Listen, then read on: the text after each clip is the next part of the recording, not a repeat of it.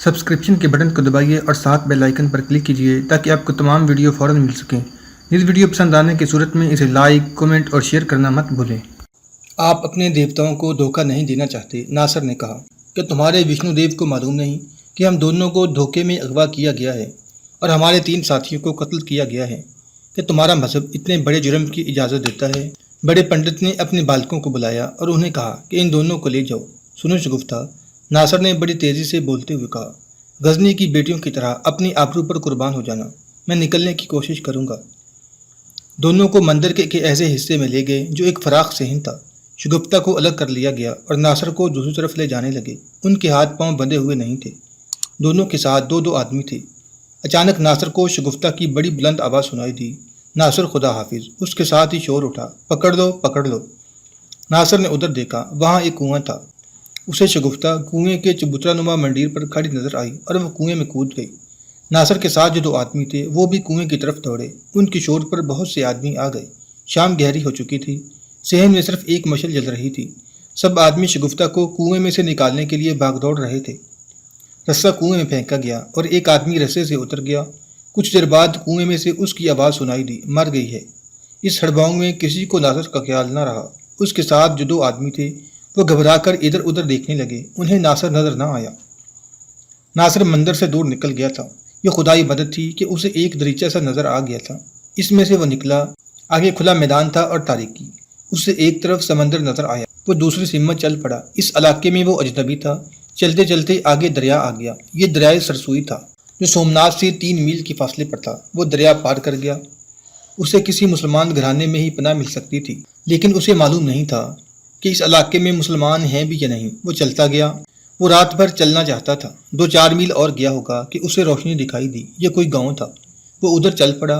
جب گاؤں کے قریب پہنچا تو اسے ایک مکان نظر آیا جس پر مینار سے تھے۔ اسے شک ہوا جیسے یہ مسجد ہو، لیکن اسے یقین نہیں تھا کہ اس علاقے میں مسجد ہو سکتی ہے۔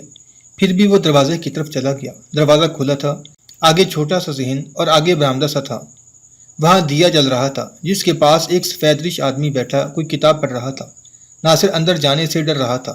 وہ دروازے کے ساتھ لگا کھڑا رہا۔ السلام علیکم، اسے اپنے قریب آواز سنائی دی۔ وعلیکم السلام، اس نے جواب دیا۔ سلام کرنے والے نے ایسی زبان میں بات کی جو ناصر نہ سمجھ سکا، لیکن اسلام کے رشتے نے سب خوف اور شک دور کر دیے تھے۔ مسلمان؟ ناصر نے اپنے سینے پر ہاتھ رکھ کر کہا، غزنی، اساکر سلطان محمود۔ اس نے کچھ اشارے کیے تو وہ آدمی اسے اندر لے گیا۔ وہ مسجد تھی اور پیش امام کوئی کتاب پڑھ رہا تھا۔ یہ لوگ اس علاقے کے رہنے والے تھے۔ ان کی زبان ہندوستانی سے مختلف تھی۔ ناصر نے اشاروں سے انہیں یہ سمجھا دیا کہ وہ سومناتھ سے بھاگا ہے اور اسے پناہ کی ضرورت ہے۔ پیش امام نے ایک اور آدمی کو بلوایا۔ وہ ہندوستان کی وہ زبان جانتا تھا جو ناصر سمجھ اور بول سکتا تھا۔ اس کی وساطت سے پیش امام کو پتہ چلا کہ ناصر کون ہے، اس پر کیا گزری ہے اور اب اسے یہاں سے نکالنا ہے۔ یہاں کے لوگوں کو سلطان محمود غزنوی سے کوئی واقفیت نہیں تھی۔ انہوں نے بتایا کہ انہوں نے اڑتی اڑتی سنی ہے کہ شمال مغرب سے ایک بڑا ہی ظالم بادشاہ آتا ہے جو کسی نہ کسی مندر کے بت توڑ کر وہاں سے زر و جواہرات اپنے ساتھ لے جاتا ہے۔ یہ بات انہوں نے ان ہندوؤں سے سنی تھی جو ہندوستان سے سومناتھ کی پوجا کے لیے آتے رہتے تھے۔ ناصر الدولہ نے انہیں بتایا کہ وہ کوئی لٹیرا بادشاہ نہیں بلکہ مسلمان سلطان ہے جو ہندوستان میں محمد بن قاسم کے دور کو زندہ کر رہا ہے، اور وہ یہاں اسلام کو فروغ دینے کے لیے بت توڑتا اور مندروں کو اجاڑتا ہے۔ ہم عربی نسل کے لوگ ہیں، پیش امام نے اسے بتایا۔ ہمارا شجرہ نسب ان مجاہدین سے ملتا ہے جو محمد بن قاسم کے ساتھ آئے تھے۔ ہمارے آباء و اجداد نے دیبل سے دور نیچے پل آدم تک کے ساحلی علاقے میں اسلام پھیلا دیا تھا۔ اس سومناتھ کی اس وقت کوئی اہمیت نہیں تھی۔ یہ محمد بن قاسم کے دور کے بعد اتنا مقبول ہوا ہے۔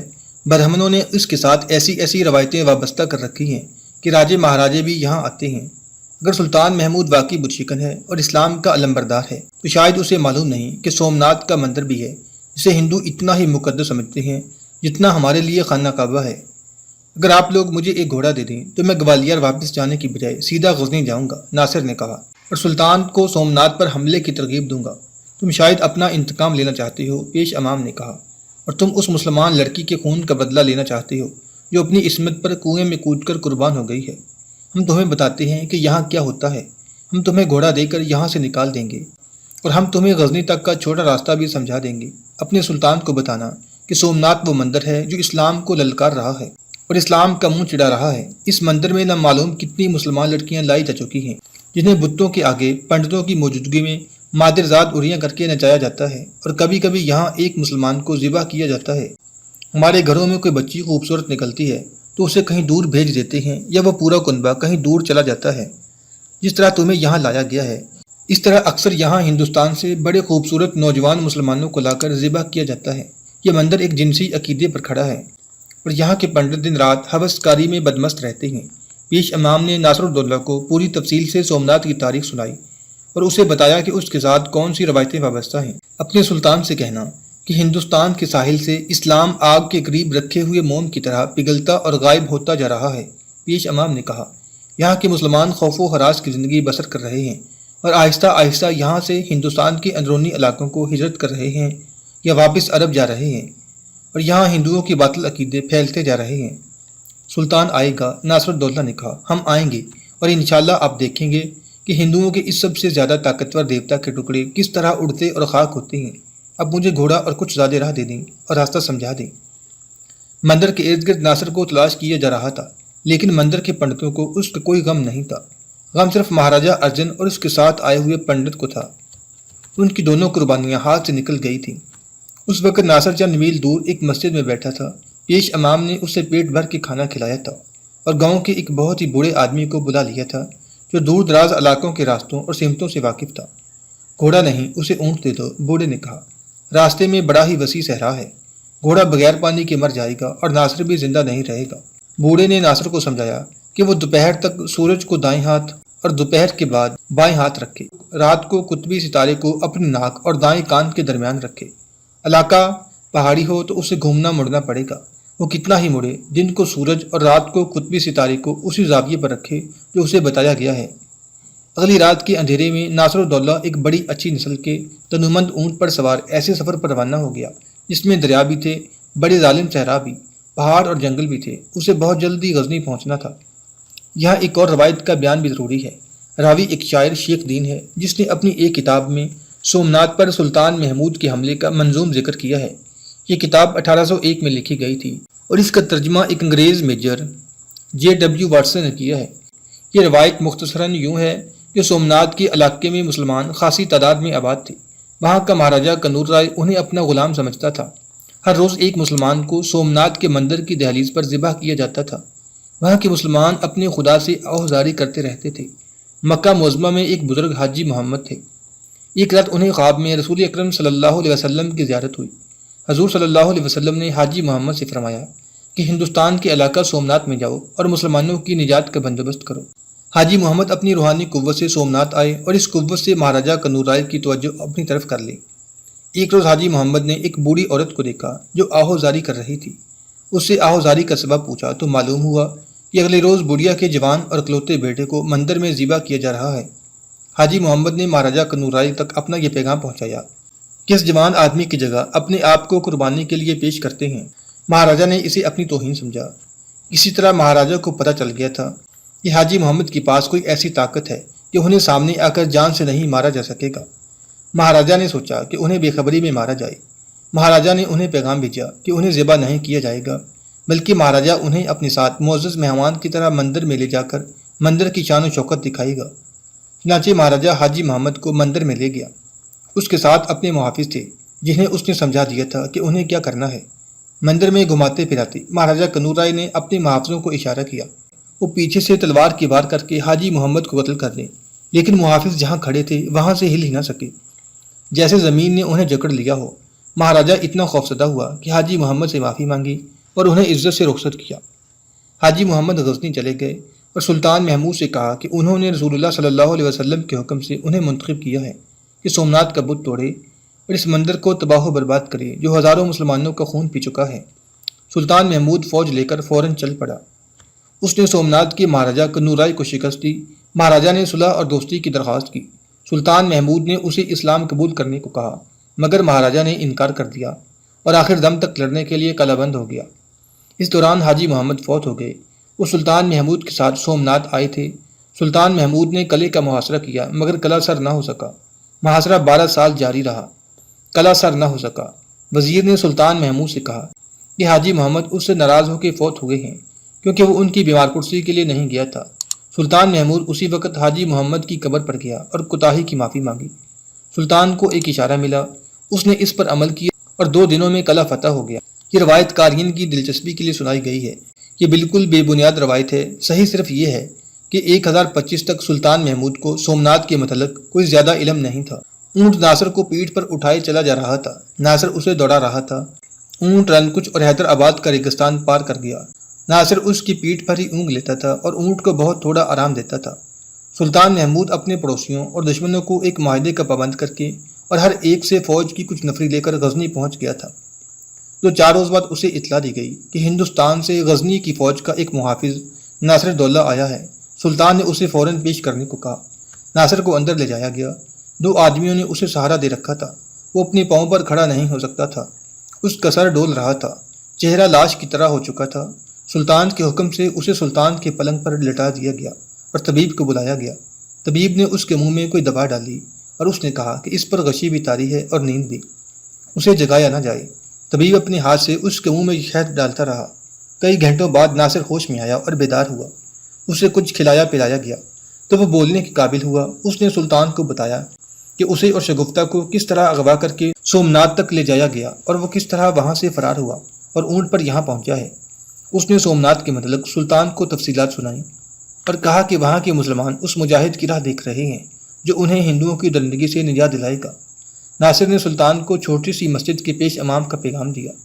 یہ ہے وہ مہم جس کے اشارے مجھے میری روح دے رہی تھی، سلطان محمود نے کہا، اور اس نے ہندوستان کا نقشہ اپنے سامنے رکھ لیا۔ بیبل کے مقام پر انگلی رکھ کر اس نے کہا، محمد بن قاسم نے پہلا مارکہ یہاں لڑا تھا اور یہ ہے سومنات۔ اس نے کہا۔ اس نے اسی وقت اپنے سالار ابو عبداللہ محمد التائی کو بلا لیا۔ ابو عبداللہ، سلطان محمود نے کہا، مجھے ایسے محسوس ہو رہا ہے جیسے یہ میری آخری جنگی مہم ہوگی۔ نقشہ دیکھو، بڑا ہی لمبا سفر ہے اور بڑا ہی دشوار، لیکن ہمیں اس سفر پر روانہ ہونا ہے۔ اگر میں وہاں تک زندہ پہنچ گیا تو میں تاریخ میں ایسے باب کا اضافہ کر جاؤں گا جو میری تمام فتوحات پر غالب آئے گا، اور آنے والی نسلیں میرے نام کے ساتھ سومنات کا نام ضرور لیا کریں گی۔ ابو عبداللہ نقشے کو بڑے غور سے دیکھ رہا تھا۔ وہ پہاڑوں میں بھی لڑا تھا، جنگلوں، میدانوں اور صحراؤں میں بھی لڑا تھا۔ اس نے دریائی مارکے بھی لڑے تھے، لیکن نقشے پر سومنات پر نظریں جما کر وہ گہری سوچ میں کھو گیا کہ وہ اپنی فوج وہاں تک پہنچا سکیں گے۔ جانتے ہو محمد بن قاسم کہاں سے آیا تھا؟ سلطان محمود نے کہا، میں اس کی تاریخ اور روایت کو زندہ کرنا چاہتا ہوں۔ لاہور ہمارا اپنا ہے، ابو عبداللہ نے کہا، وہاں سے ہم رسد وغیرہ لے سکتے ہیں۔ اس سے آگے ملتان ہمارا اپنا ہے، وہاں سے اونٹ لینے پڑیں گے، آگے بڑا وسیع صحرا ہے۔ سب کچھ ہے میرے رفیق، سلطان محمود نے کہا۔ ایمان اور ارادہ مضبوط ہو تو کٹھن سفر بھی سہل ہو جایا کرتے ہیں۔ دونوں نقشے پر جھک گئے اور بہت دیر منصوبہ بناتے رہے۔ سلطان محمود کو شاید احساس نہیں تھا کہ وہ ایسی مہم سر کرنے جا رہا ہے جو سر ہو گئی تو یہ اسلام کی ہندومت پر سب سے بڑی فتح ہوگی اور ہندوؤں کو اپنے عقیدوں پر شک ہونے لگے گا۔ غزنی سے سلطان محمود کے کوچ کی تاریخ اور سال کے متعلق مورخوں میں اختلاف پایا جاتا ہے۔ اس وقت کی تحریروں سے شہادت ملتی ہے کہ سلطان محمود نے 18 اکتوبر 1025 عیسوی غزنی سے کوچ کیا تھا۔ کسی بھی مورخ نے نہیں لکھا کہ اس کی فوج کی تعداد کیا تھی۔ ہر ایک نے 30,000 گھڑ سوار لکھے ہیں، بعض نے 30,000 رضاکار لکھے ہیں جنہیں سلطان سے کہا تھا کہ وہ باقاعدہ فوج کی طرح تنخواہ نہیں لیں گے۔ یہ صحیح ہے کہ 30,000 رضاکار تھے اور وہ ترکستانی تھے۔ سلطان محمود جب ہندوستان کی سرحد میں داخل ہوا تو اس نے لاہور کو ذہن سے نکال دیا۔ اس نے ملتان کا رخ کر لیا۔ اتنی بڑی فوج دیکھ کر یہاں کے لوگوں میں تجسس کی لہر دوڑ گئی کہ سلطان اتنی زیادہ فوج لے کر کیوں آیا ہے۔ فوج 15 رمضان المبارک 9 نومبر 1025 کے روز ملتان پہنچی۔ سلطان محمود نے سومنات کے متعلق ناصر الدولہ کی اطلاع پر فوراً کوچ کا حکم اس وجہ سے بھی دے دیا تھا کہ سردیوں کے موسم کا آغاز تھا اور یہی موسم برق رفتار پیش قدمی کے لیے موزوں تھا، ورنہ ملتان اور بہاولپور سے آگے جو ریگزار تھا اس کی فوج کا دمخم توڑ دیتا اور فوج جنگ کے لیے بیکار ہو جاتی۔ سلطان محمود کی ملتان میں آمد تیز و تند طوفان کی آمد تھی۔ اس نے ملتان میں مقیم اپنے حکام کو اکٹھا کر کے کہا کہ فوراً اسے سومنات تک کے راستے کی دشواریوں اور دشمن کی رکاوٹوں کے متعلق مکمل معلومات دی جائیں، اور یہ خاص انتظام کیا جائے کہ دشمن کے جاسوسوں کو یہ پتہ نہ چلے کہ غزنی کی فوج کا کیا ارادہ ہے۔ اتنی بڑی فوج کی اچانک آمد اور اس کے کوچ کو پوشیدہ رکھنا ممکن نہ تھا۔ ملتان میں جاسوس موجود تھے، وہاں ہندو بھی آباد تھے، بلکہ ہندوؤں کی آبادی زیادہ تھی۔ ملتان میں غزنی کی جو فوج اور انتظامیہ موجود تھی اس میں ایمان فروش بھی موجود تھے۔ ہندوؤں نے اپنی خوبصورت بیٹیوں اور زر و جواہرات کا جادو چلا رکھا تھا۔ انہیں ایک ہی دن میں معلوم ہو گیا کہ سلطان محمود سومناتھ جا رہا ہے۔ ہندوؤں کا شیو دیو سومناتھ میں تھا۔ شیو دیو ان کے دیوی دیوتاؤں کا دیوتا تھا۔ سومناتھ کی تباہی تو دور کی بات ہے، اس کی صرف توہین کو ہی ہندو اپنی تباہی سمجھتے تھے۔ انہیں جب پتہ چلا کہ سلطان سومناتھ جا رہا ہے تو وہ کانپ اٹھے۔ انہوں نے اپنی نوجوان بیٹیوں کی عصمت اور نقدی کی تھیلیوں کے عوض یہ راز حاصل کیا اور اسی وقت درپردہ قاصد دوڑا دیے۔ ان کے قاصد ان چھوٹے چھوٹے راجوں اور ان بڑے مہاراجوں تک پہنچے جن کے ساتھ ابھی سلطان محمود کی ٹکر نہیں ہوئی تھی۔ ہندوؤں نے سومناتھ کو بھی قاصد بھیج دیے کہ مہاراجہ کنور رائے کو خبردار کر دیں اور وہ غزنی کی فوج کو سومناتھ سے دور ہی روک لے۔ ادھر سلطان محمود اونٹوں اور پانی کا انتظام کر رہا تھا۔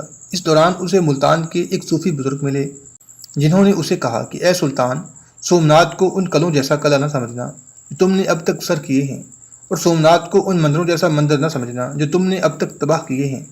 سومناتھ پر حملہ ایسے ہی ہے جیسے ہندو خانہ کعبہ پر حملہ کر دیں۔ کیا ساری دنیا کے مسلمان نہیں مر مٹیں گے؟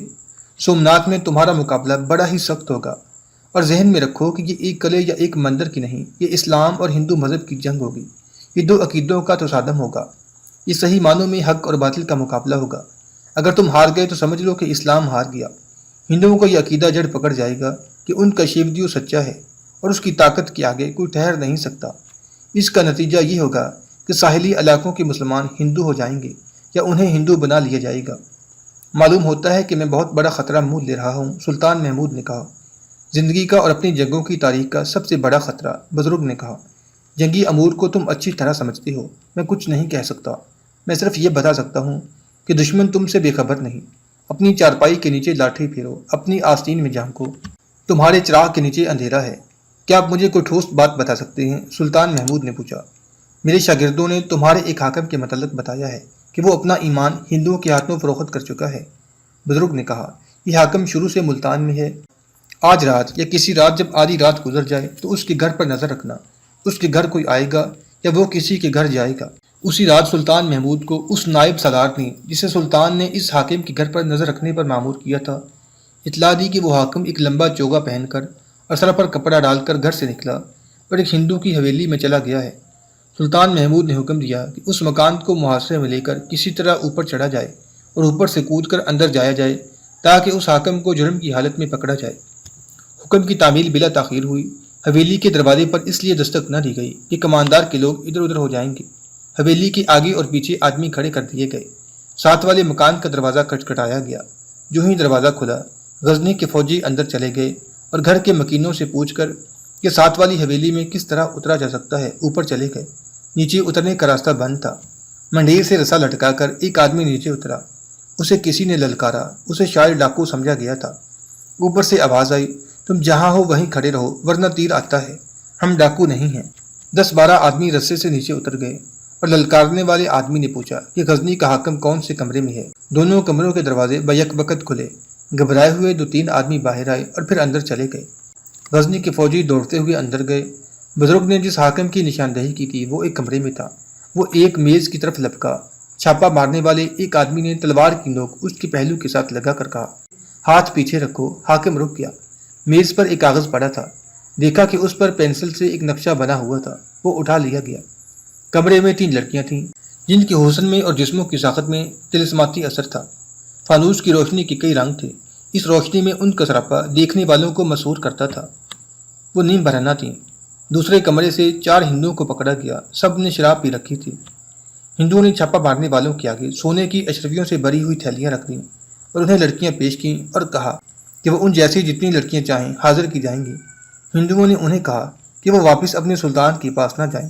انہیں ہمیشہ کے لیے ایک محل میں جو بڑی ہی خوبصورت جگہ ہے شہزادوں کی طرح رکھا جائے گا۔ یہ لڑکیاں ان کے ساتھ رہیں گی۔ مسلمان حاکم پر سختہ طاری تھا۔ شراب اور حوث پرستی کا نشہ اتر چکا تھا۔ ان سب کو گھسیٹ کر لے جایا گیا۔ سلطان محمود جاگ رہا تھا۔